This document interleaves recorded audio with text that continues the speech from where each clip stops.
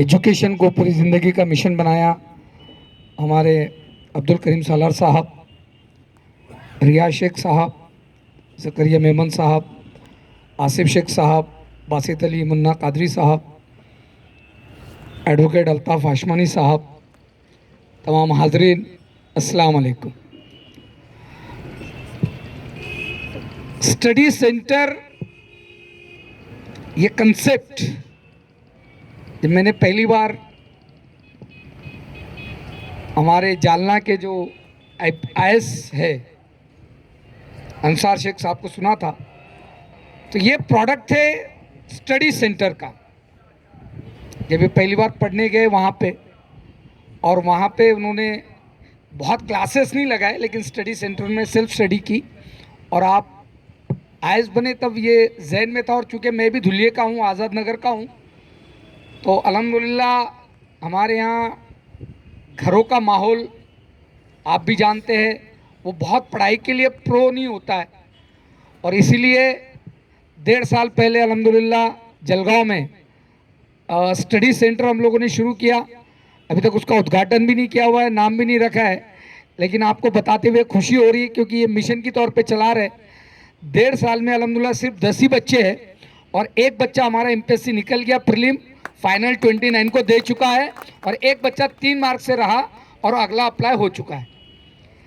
देखिए, मैं ये बताना चाह रहा हूँ, जैसे सर ने कहा कि सबसे सस्ता तरीका है, और सिर्फ हम लोग हमारा बनाकर खुश नहीं हुए। तो आपके बीच जो रियाज साहब बैठे, 1 साल पहले एडवोकेट जुबैर शेख साहब ने, मैंने, हम लोगों ने वहाँ जाके पूरे समाज के, उनके पूरे अमलनेर के लोगों को बिठाया, स्टडी सेंटर कंसेप्ट क्या ये समझाया। और 1 साल बाद अल्हम्दुलिल्लाह भी पिछले ही महीने वहाँ पर भी एक स्टडी सेंटर अल्हम्दुलिल्लाह शुरू हो गया। तीसरा सेंटर हमारा आसिम खान साहब के नाम से यहाँ पे है। अभी हमारे बीच शाहदा से हमारे अल सुफ़ा एजुकेशन ट्रस्ट के बासित अली साहब और एडवोकेट अल्ताफ़ हाशमानी साहब आए। उन्होंने भी कहा कि हमारे पास भी जगह है, और अल्हम्दुलिल्लाह अनकरीब वहाँ पर भी एक स्टडी सेंटर ये यहाँ पे शुरू होगा। मैं एक चीज़ बता के अपनी बात ख़त्म करता हूँ। हम रिएक्शन क्या देते हैं? हम गुज़िश्ता 70-75 सालों से रिएक्टिव जिंदगी जी रहे हैं। प्रतिक्रिया, और हमारे मुखालिफिन ये जानते हैं कि कुछ कर दीजिए, ये प्रतिक्रिया देंगे, और प्रतिक्रिया ऐसी देंगे कि इसमें यही फंसेंगे।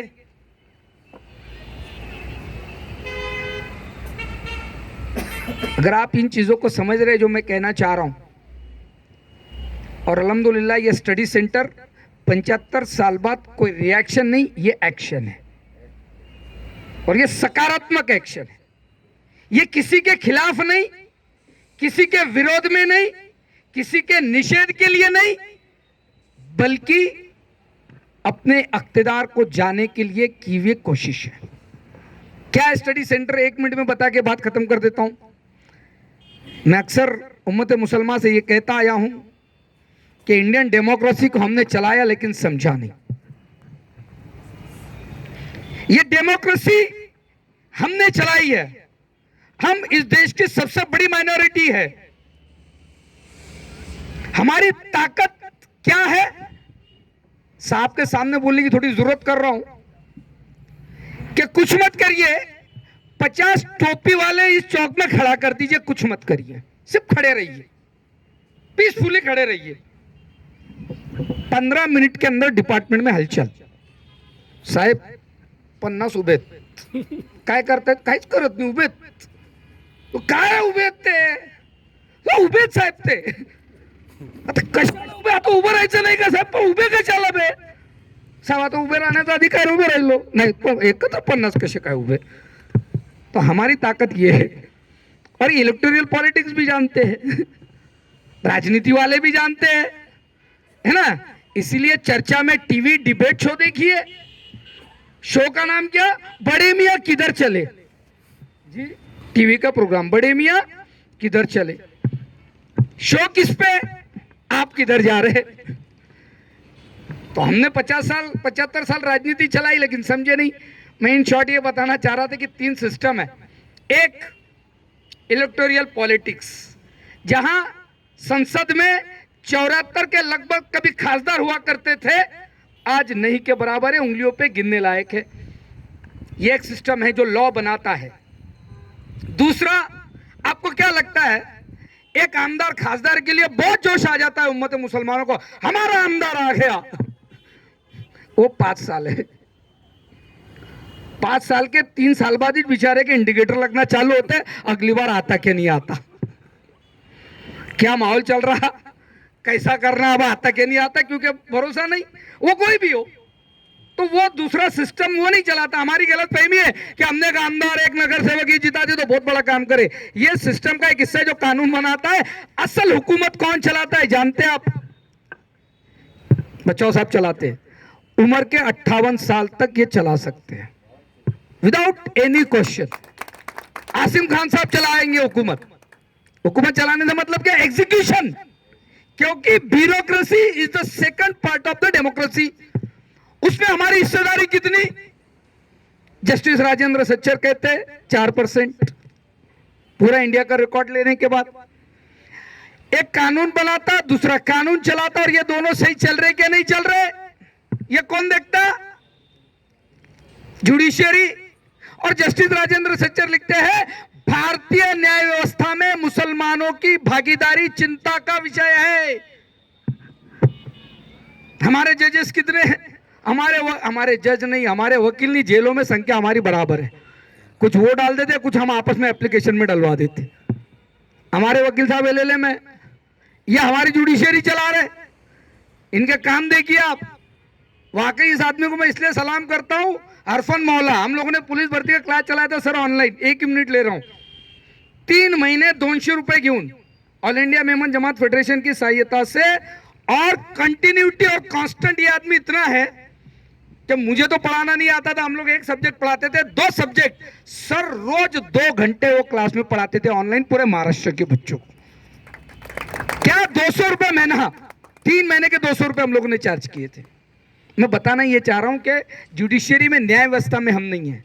तो स्टडी सेंटर जो है, ये हमारा जितना जोश एक आमदार जिताने के लिए था,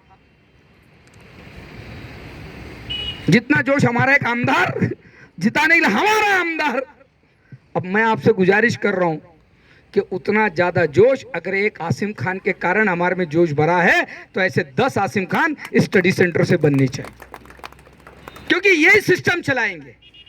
फिर इस पे भी ऑब्जेक्शन आ सकता है, उस पे भी कह के बात खत्म कर देता। काय साहेब, आमचं दुःख वेगळं आहे। कसं आहे, आई खायला देत नाही आणि बाप भीक मागू देत नाही। काय व्यवस्था आहे?